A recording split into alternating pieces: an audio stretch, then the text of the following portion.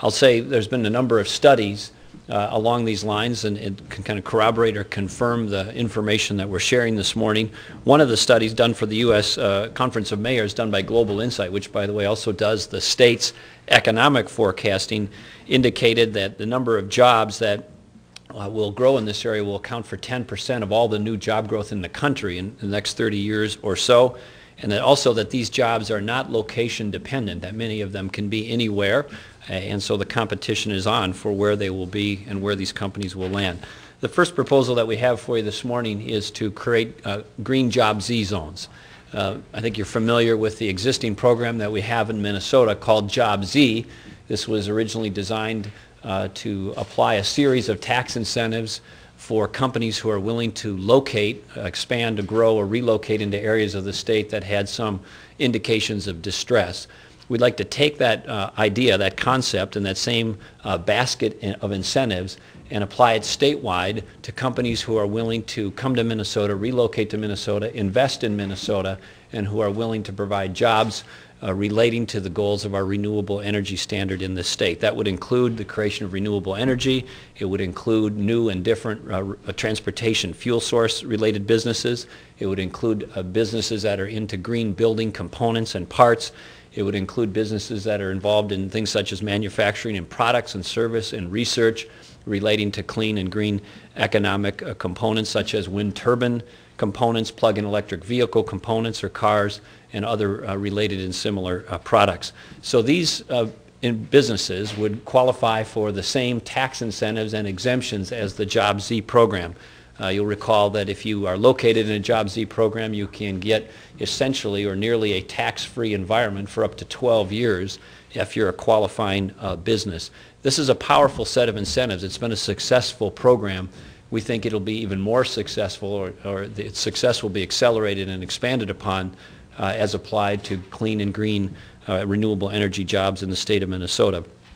We estimate that this will cost the state in fiscal years 10 and 11 $3.65 million. Now, of course, the way the state scores this, it's money that's given as a forbearance of taxes, although if the companies weren't here, those taxes wouldn't be there anyhow, but that's the way we have to score it for state accounting purposes. $3.65 million in the upcoming biennium 10 and 11, and about double that amount in the 12 and 13 fiscal years.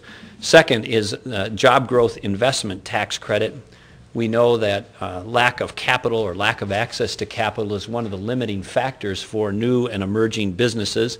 We also know that traditional venture capital funds and firms are increasingly investing in later stage companies, companies that have already an established track record and are going not from starting stage to next stage, but to something quite larger. So there is a noticeable and measurable void or lack of early stage, early seed capital in many of these areas, and so we are seeking funding for regional investment funds, entities that will make investments in regional investment funds, who in turn will make investments in early stage startup businesses around the state of Minnesota. And you'll see on page 3 of the release the kind of the criteria for these tax incentives in the regional investment funds. The total amount of tax credits that are proposed are $20 million over a 4-year period. Half the credits have to be reserved for companies, at least half the credits have to be reserved for companies that are in clean or green energy and job-related space. The credit is a 25% tax credit for the investments. There's a $5 million per year over a 4-year period of time cap on the credits. And the funds, up to 20 funds, can be certified as eligible for these types of credits and investments related to the credits. And they have to be geographically dispersed across Minnesota. The credits would be capped at $200,000 per individual investor, or $1 million per fund per year if it's a fund-based investment. 50% of the program, as I said, would have to be geared towards the development of clean and green related jobs. The next, and that, by the way, is a $20 million impact on the state's budget. $10 million of it would be in fiscal years 12 and 13, $10 million in years 14 and 15. The reason that that's extended out is because we want the companies to be required to hold their investment for at least 4 years before they can earn the credit, so they don't just make the investment, get the credit, and then ditch out of the company as a stakeholder or investor in the company. We want them to have a minimum buy and hold window an involvement window of at least 4 years. Next is a small business investment tax credit that is patterned after a successful program in a number of other states. We know, as and many of you also have heard us say many times, is that the majority of job growth in the country is coming not from large businesses but from small businesses. And so the more we can do to incentivize investment in small businesses and the beginning of more small businesses, the more likely we'll have future job growth in the state of Minnesota. So we are calling for a small business investment tax credit that would provide $60 million in tax incentives to insurance companies, and the reasons it's geared towards insurance companies, they have done this in other states and they have a lot of liquidity in holdings, and they would get a credit against their gross premiums tax in Minnesota for making investments in small businesses in our state. 15% of they'd get a 60% tax credit in the form of an insurance premium tax credit, not to exceed 15% in any 1 year over a 4-year period.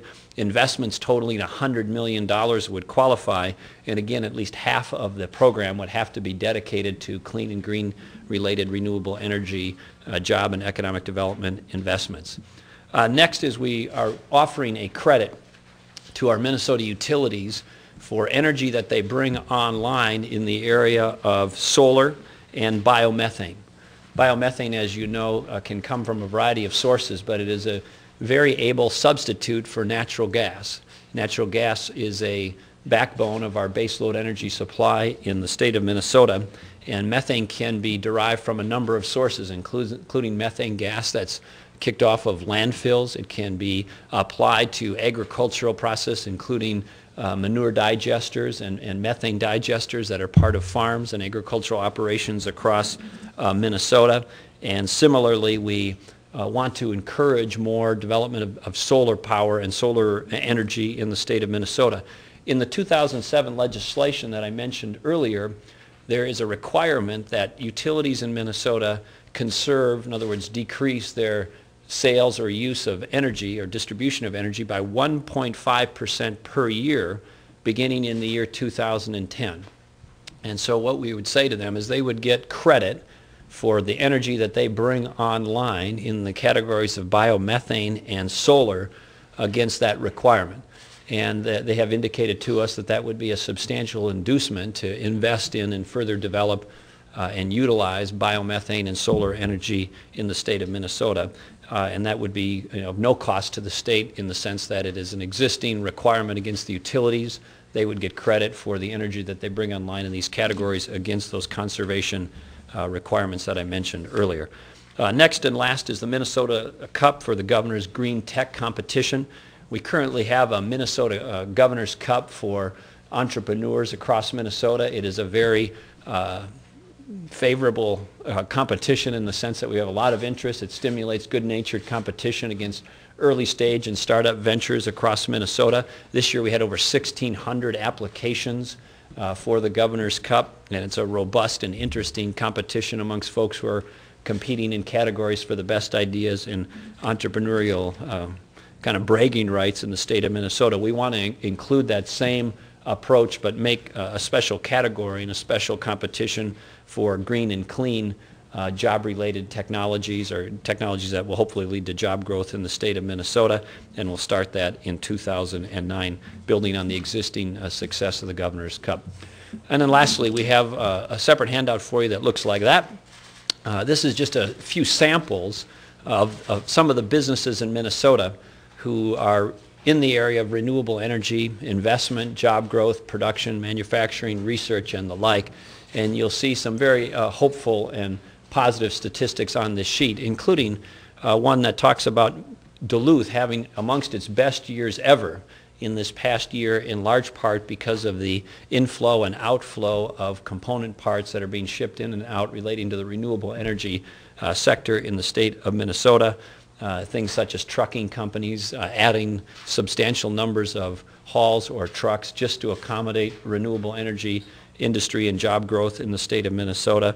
And also that the strongest growing segments in our exports relate to environment and energy related component parts. We've had a record year last year for exports, and a big chunk of that and a big reason for that is environment and energy related component parts.